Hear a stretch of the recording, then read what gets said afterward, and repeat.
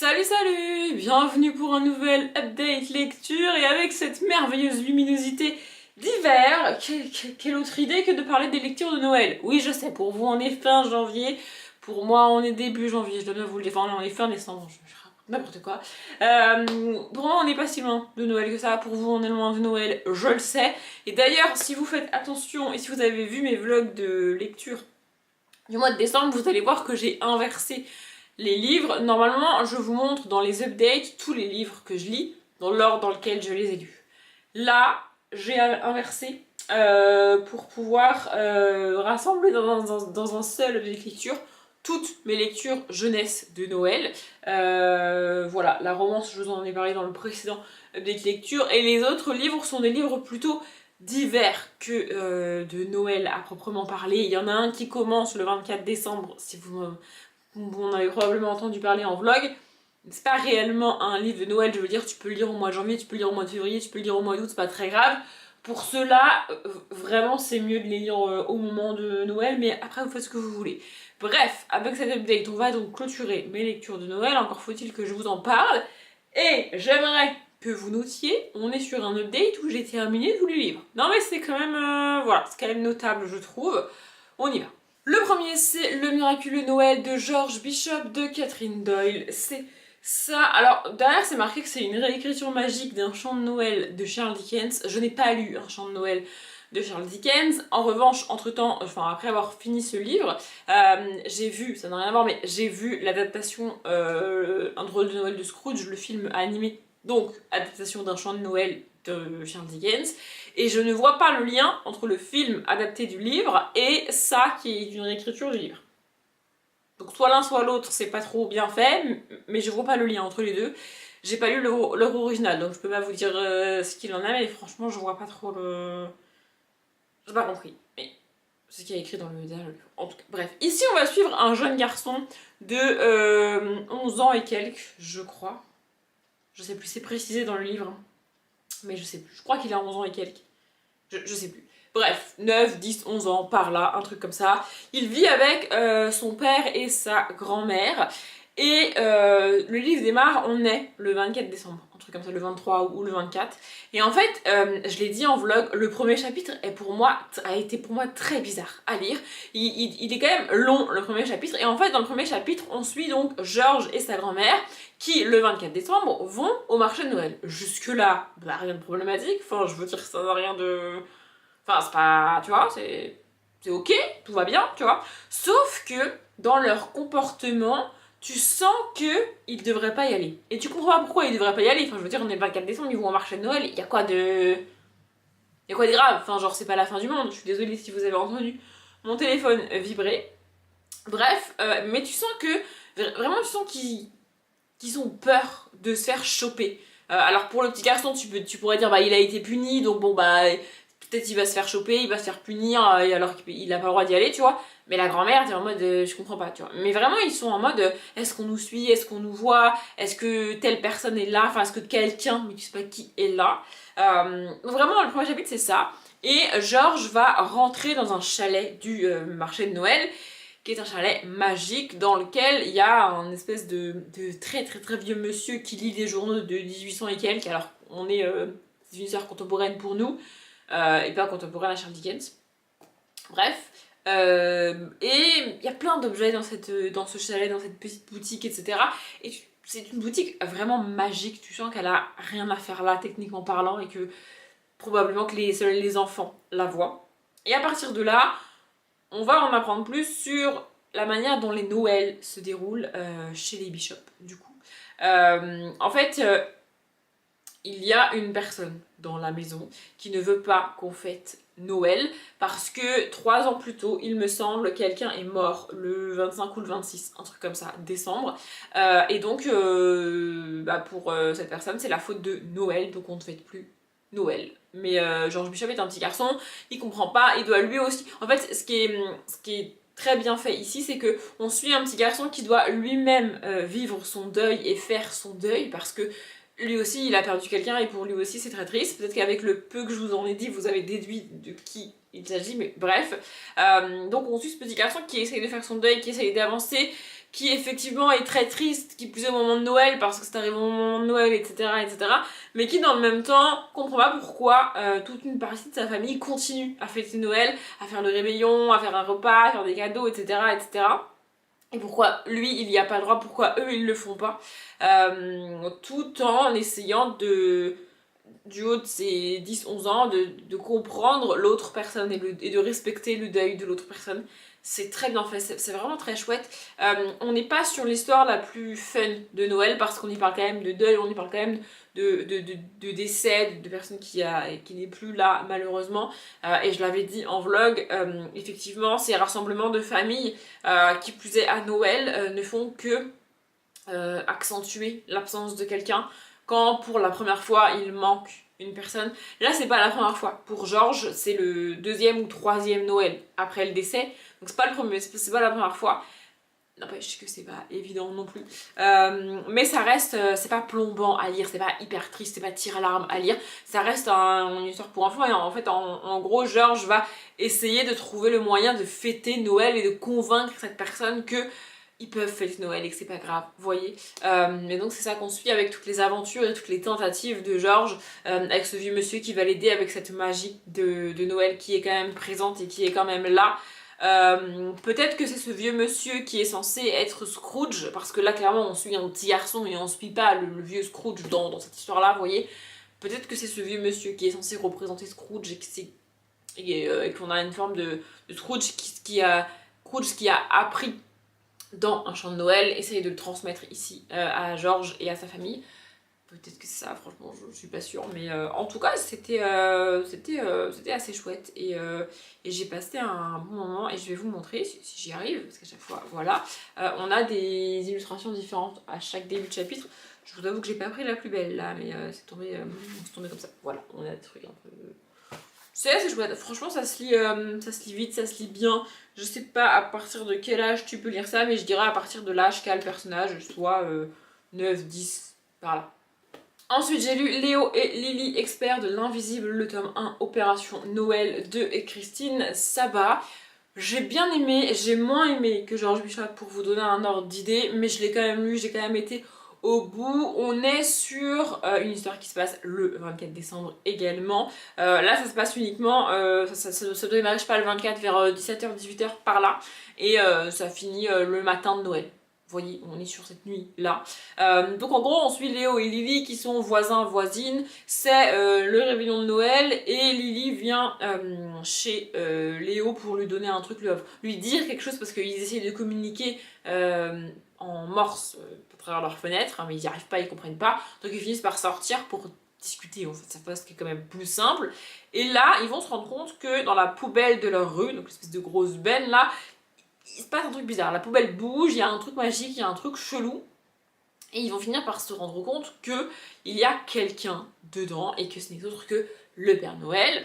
Et le Père Noël n'est pas là par hasard, il est venu les voir eux, les trouver eux, parce qu'ils ont 11 ans également, il me semble, qu'ils sont à la limite en termes de magie, de ne plus pouvoir croire en la magie de Noël. On ne parle pas ici de croire au Père Noël, on parle de croire en la magie de Noël. Voilà, dans cette histoire-là et dans cet univers-là, à partir de 12 ans, tu perds vraiment le côté merveilleux et le côté fantastique. Tu perds un peu tes rêves d'enfant et donc ça marche plus. Mais eux, ils sont à la limite, donc c'est parfait. Bref, le Père Noël leur explique que sa tournée est menacée, que Noël est menacé. Ça c'est très dramatique et j'ai trouvé ça pas hyper bien fait. En gros il leur explique que on l'a attaqué, il s'est passé quelque chose, il peut pas faire sa tournée normalement, il a besoin de réparer quelque chose avant de pouvoir faire sa tournée et il faut absolument qu'il fasse sa tournée dans les temps parce que si ne serait-ce qu'un seul enfant n'a pas de cadeau quand il se réveille, Noël sera mort à tout jamais et n'existera plus jamais. Je vous l'ai dit, c'est un peu dramatique, c'est un petit peu beaucoup, mais bon, écoutez, c'est comme ça. Et donc, Léo et Lily vont aider le Père Noël, évidemment, pour ne pas que Noël meure. Donc, j'ai trouvé ça un peu gros et un peu mal fait. J'ai un peu l'impression d'une histoire avec des gros sabots. Enfin, vraiment, vous voyez, c'est pas hyper cohérent, c'est pas hyper C'est hyper bien fait. Et en plus, on est que dans la tête de Léo ici. Malgré le titre, on est que avec Léo, on est dans sa tête à lui. C'est lui qu'on suit, je l'ai dit en vlog à plusieurs reprises. Léo et les autres vont être séparés. Ou alors Lily et les autres vont être séparés. Vous voyez, mais on va rester dans la tête de Léo et on va rester avec Léo. Et il est agaçant comme petit garçon. Vraiment, il est très agaçant comme petit garçon. J'ai pas du tout accroché, j'ai pas du tout aimé ce petit garçon. Je l'ai trouvé insupportable. Mais alors vraiment insupportable. C'est un petit monsieur, je sais tout et je fais tout mieux que tout le monde et je suis parfait. Vraiment insupportable. Je l'ai trouvé vraiment insupportable. Mais j'ai quand même réussi à lire le bouquin. Ce qui est déjà en soi pas mal, vous voyez.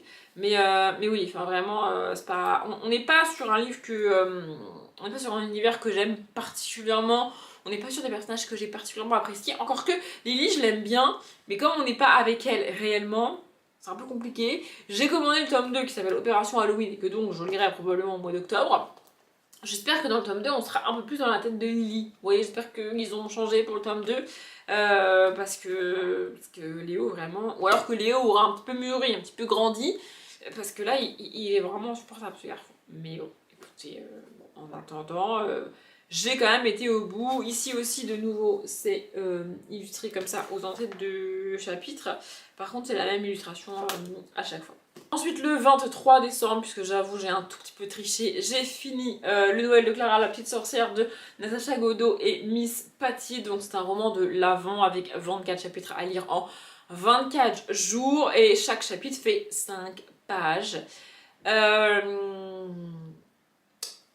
pas à savoir si le principe du roman de l'Avent ne me plaît pas ou si c'est juste en mode lecture jeunesse que ça ne va pas puisque je suis adulte ou s'il faudrait un tout petit peu modifier ce concept-là. En fait, le problème principal de ce livre calendrier de l'Avent, et je vais résumer l'histoire après, c'est qu'on n'a que 5 pages par jour.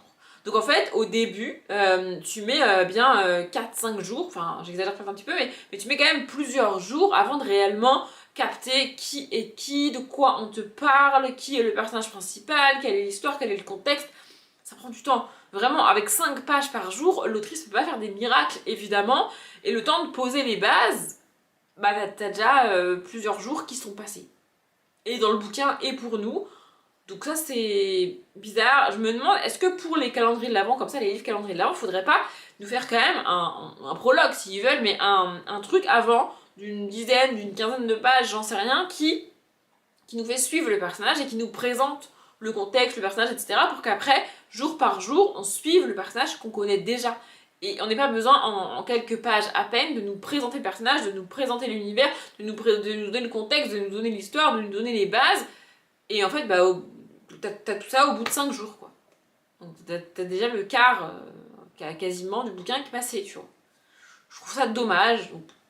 C'est peut-être le cas aussi pour les livres adultes, hein, parce que le calendrier de l'amour, là, c'est pareil, j'ai essayé de le faire en calendrier de l'Avent, j'ai pas réussi, ça m'a gonflé, vous voyez. Peut-être que le côté on m'oblige à lire tant de pages par jour et pas plus et pas moins m'agace, parce que j'aime pas qu'on me dise quoi faire. Mais je retenterai les calendriers de l'Avent l'année prochaine en livre. Enfin bref, ici pour l'histoire on va suivre donc Clara qui est une petite sorcière et qui vit avec ses parents. Et Clara, elle trouve ça hyper cool d'avoir des pouvoirs et d'être une sorcière. Et je suis d'accord avec elle, tu vois. Et donc elle comprend pas pourquoi ses parents lui répètent de ne pas en parler, de ne pas le dire, de ne pas partager ça avec ses camarades, tu vois. Elle est en mode, si je le dis, ils vont me trouver trop cool, ça va être génial, tu vois. Sauf que, par les événements qui se passent au tout début du livre, elle va réaliser que finalement ses parents ont peut-être pas tort et que c'est peut-être pas plus mal si les autres enfants ne savent pas qu'elle est une sorcière. Et puis en même temps, on va suivre la mise en place de la kermesse de l'école. Donc on est au mois de décembre, évidemment, c'est un calendrier de l'Avent. Et vraiment, on est jour par jour avec Clara. C'est-à-dire que pour elle aussi, c'est le 1er, le 2, le 3, le décembre. Vous voyez. Et donc la kermesse de l'école a lieu pour Noël. Et donc les enfants doivent se mettre par groupe de 2 ou 3 ou tout seuls si vraiment ils veulent pour faire un stand de la kermesse et le tenir le jour du 24 décembre, quoi, vous voyez. Et donc Clara va se mettre avec Laura. Alors je trouve le choix des prénoms vraiment pas cool pour un livre calendrier de l'Avent, je rappelle. On est sur un livre où tu lis 5 pages par jour, où enfin, moi j'ai eu du mal à me repérer dans l'histoire avec les personnages, etc. Et puis à leur mettre des prénoms qui se ressemblent. Clara et Laura, c'est quand même... c'était vraiment compliqué. Mais bref, donc elles vont se mettre toutes les deux pour créer le stand de la kermesse. Et en même temps, à côté, il y a une espèce de foire avec des forains, avec des... Je sais pas, c'est pas très bien détaillé, c'est pas très précis parce que ben, c'est court. Et elles vont se baser sur cette foire pour faire leur stand de kermesse. Et c'est ça qu'on suit. Voilà, vraiment il se passe pas des masses de choses, je l'ai dit à plusieurs reprises en vlog parce que du coup moi je l'ai lu étalé sur tout le mois de décembre. Je pense que à titre personnel, si je l'avais lu plus rapidement, j'aurais mieux aimé que le lire vraiment en mode calendrier de l'Avent, mais je m'y suis tenue. Et je trouve aussi que le livre calendrier de l'Avent avec un livre à lire, avec un chapitre à lire par jour, ok. Mais faire que dans l'histoire ce soit aussi un chapitre un jour pour les personnages, ça fait beaucoup. C'est-à-dire qu'il n'y a que 5 pages en fait pour raconter la journée. Et du coup il y a des espèces de faux suspens à la fin des chapitres qui sont un peu lourds quand même. Et puis en fait je trouve ça dommage de mettre du suspense à la fin du chapitre alors que c'est un livre calendrier de l'Avent. Donc en fait, si vous voulez de base dans un livre, je comprends que pour l'autrice, pour l'auteur et pour les éditeurs, ce soit une bonne idée de mettre du suspense et à la fin du chapitre, de donner envie aux lecteurs et aux lectrices d'enchaîner avec le chapitre suivant. Le but, c'est que les gens ils lisent le livre, tu vois. Donc ok. Mais là, pourquoi tu fais ça? Alors que de toute manière, le principe, c'est que je peux pas lire le chapitre avant demain. Je peux pas enchaîner les chapitres même si je le voulais. Tu vois ce que je veux dire? Donc je vois pas trop l'intérêt de mettre du suspense, sachant que quoi qu'il arrive, je suis obligée d'attendre. Enfin bref, j'ai pas trop aimé ce livre, on va pas se mentir, mais j'arrive pas à savoir si c'est l'histoire, si c'est l'écriture, si c'est la construction, si c'est le concept du calendrier de l'Avent, je sais pas exactement ce que c'est, et pourtant là, à l'heure où je filme cette update, ça fait quand même un petit moment que j'ai fini ce livre, mais j'arrive pas à savoir. Je vais tenter du Natacha Godot, mais de mémoire, elle a pas écrit beaucoup d'autres trucs, je crois. Je sais plus parce que sur toutes les autrices que j'ai lues là au mois de décembre, me suis renseignée sur les livres qu'elles avaient écrits, d'autres, etc. Et il y en a une où elle a écrit beaucoup de livres Disney, vous savez, les livres du film, etc. Elle a écrit beaucoup ça, donc en fait c'est pas des nouvelles histoires pour moi, et c'est pas vraiment inventé par elle, donc je vois pas trop l'intérêt. Et il y en a une autre qui a pas écrit grand chose. Donc en fait dans un cas comme dans l'autre, j'ai pas grand chose à dire de Natacha Godot. Donc je ne sais pas, mais peut-être que je retenterai quand même un autre livre calendrier de l'Avent comme ça l'année prochaine. Peut-être que je tenterai un Sophie Gemin l'année prochaine. Allez savoir. Et enfin, ce qui va devenir, je pense, mon livre de Noël annuel. En tout cas, il me reste au moins un à lire l'année prochaine.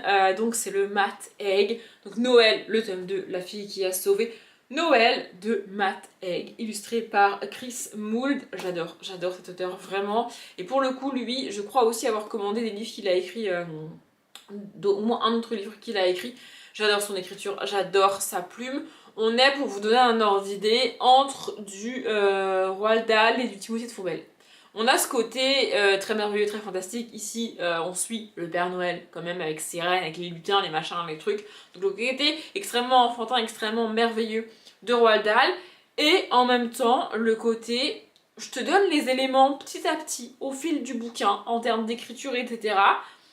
Et tu fais ce que tu veux. Tu réfléchis comme tu veux avec. C'est toi qui fais ta réflexion dans ta tête. Moi, je t'oblige à rien. Je pose les choses comme ça. Je pose les bases, ce que je pense. Je te mets quelques petites morales, quelques petites pistes dans le bouquin. Et c'est toi qui vois si tu réfléchis ou pas. Et c'est ce que fait Timothée de Fourmel dans ses livres. Et j'adore ça. Vraiment. Et vraiment, j'adore l'écriture de Matt Haig. La traduction ici y est aussi, je pense, pour beaucoup. Je ne sais pas qui a traduit ça. Donc c'est Valérie de Plouhinec, je cite rarement les traducteurs, mais en fait, vu la plume après traduction, je ne peux qu'imaginer la plume avant traduction, je ne doute pas qu'elle doit être absolument magnifique et absolument géniale à lire. Moi je refuse de lire en anglais, techniquement je pense que je pourrais, notamment des livres jeunesse comme ça, mais vraiment j'ai pas envie de lire en anglais. Donc si on a des traductrices comme ça capables de nous retransmettre ça, ne serait-ce que la moitié de la plume de base, c'est franchement trop cool. Bref. Ici on est sur un tome 2, mais on peut le lire sans avoir lu le tome 1. En gros dans le tome 1 on suit Noël, donc le tome 1 c'est un garçon nommé Noël, je crois qu'il s'appelle Nicolas dans le tome 1. Donc en gros on suit un petit garçon dans le tome 1 qui quitte sa petite cabane de Norvège parce qu'il était avec sa tante et sa tante le fait dormir dehors alors qu'on est en Norvège en en novembre, un truc comme ça. Enfin bref, il fait froid, il y a de la neige, tu vois. Donc il se barre à la poursuite de son père. Son père est parti quelques semaines, quelques mois plus tôt et il est jamais revenu, donc il cherche son père. Et donc on va suivre le parcours de ce petit garçon là. Et ici dans ce tome 2, on a ce petit garçon, mais il est devenu adulte, pour vous donner un ordre d'idée. Donc, tu peux lire le tome 2 avant de lire le tome 1, c'est même pas gênant du tout. Si tu veux pas lire le tome 1, tu lis pas le tome 1, mais franchement tu passes à côté de quelque chose, vraiment. Bref, donc ici en gros on va principalement suivre le Père Noël d'un côté, donc il est à Lutimbourg, il est en train de préparer Noël, etc. Sauf que il se passe un truc horrible à Lutimbourg. Lutimbourg c'est une ville, donc c'est la ville dans laquelle vivent les lutins, il y a le traîneau, le Père Noël, il y a la fabrique de jouets, etc. etc. Puis c'est une ville à part entière, hein. Il y a un journal, une poste, enfin bref, il y a tout ce qu'il faut, mais c'est la ville des lutins, vous voyez. Et c'est une ville hyper fun, hyper cool, il se passe jamais rien de grave, jamais rien de dramatique, c'est la ville parfaite, vous voyez. Sauf que ce 24 décembre là, il y a une attaque. Il y a quelque chose qui se passe, il y a quelque chose qui va pas du tout et qui va venir gâcher la tournée du Père Noël. Le Père Noël essaye quand même de faire sa tournée, mais ça se passe pas hyper bien parce que le traîneau a été endommagé, les enfants n'auront pas tous des cadeaux, etc. Enfin bref, c'est une catastrophe. Et de l'autre côté, on suit Amélia, qui est une petite fille très très pauvre qui vit à Londres. Elle et sa mère sont ramoneuses, je sais pas si ça se dit, mais en gros elle ramone les cheminées pour essayer de s'en sortir. C'est un métier très miséreux et très difficile, et puis c'est fait par elle parce que c'est fait principalement par les gens pauvres. Et donc elle se débrouille, sa mère est malade, donc il n'y a plus que Amélia pour ramoner les cheminées et ramener un petit peu d'argent. Sauf que au début du livre, donc elle va ramoner la cheminée d'un homme, mais ça va très mal se passer. Elle va notamment casser des choses dans sa maison, tacher des tapis, etc. etc. Enfin vraiment c'est une catastrophe. Elle rentre chez elle en mode panique, en mode galère, elle essaye de discuter avec sa mère, etc. Mais ce monsieur propriétaire de la maison va la rattraper. Et ça va très très mal se passer pour elle. On est ici de nouveau sur une histoire pas très joyeuse de Noël, mais quand même vraiment très cool à lire. Et donc la fille qui a sauvé Noël, c'est elle, c'est Amélia. Et donc le Père Noël va chercher Amélia, comme ce vieux monsieur la poursuit, elle n'est plus à l'endroit où elle devrait être pour le Père Noël, donc c'est un petit peu compliqué. Et je l'ai dit en vlog, donc ce Noël-là se passe extrêmement mal et on va suivre l'histoire un an plus tard. Ce que je vous ai dit là, c'est à peu près ce qui se passe sur les 100 premières pages, mais je suis pas non plus rentrée dans le détail.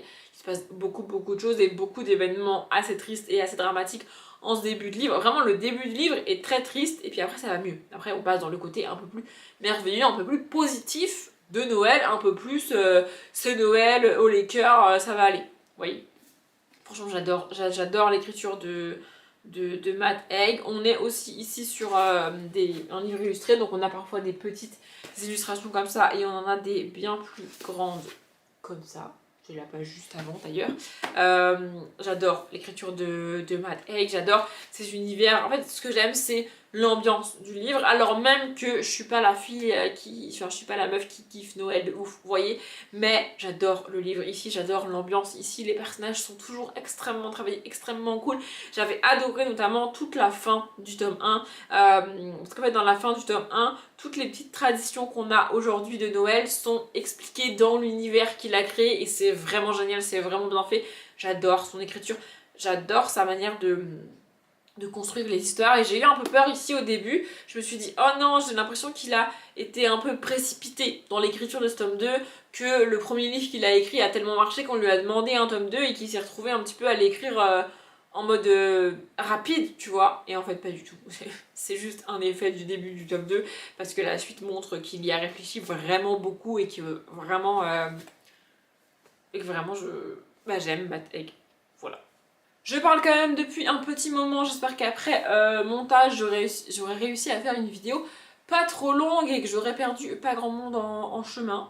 C'est dommage pour les gens qui n'ont pas été au bout de la vidéo, ils ne m'auront pas entendu parler de la fille qui a sauvé Noël alors que ce livre est génial. Mais bref, j'espère que cette vidéo vous a plu, je m'arrête là. Comme d'habitude, je vous souhaite une bonne journée, un bon après-midi, un bon appétit ou une bonne nuit et je vous dis à bientôt.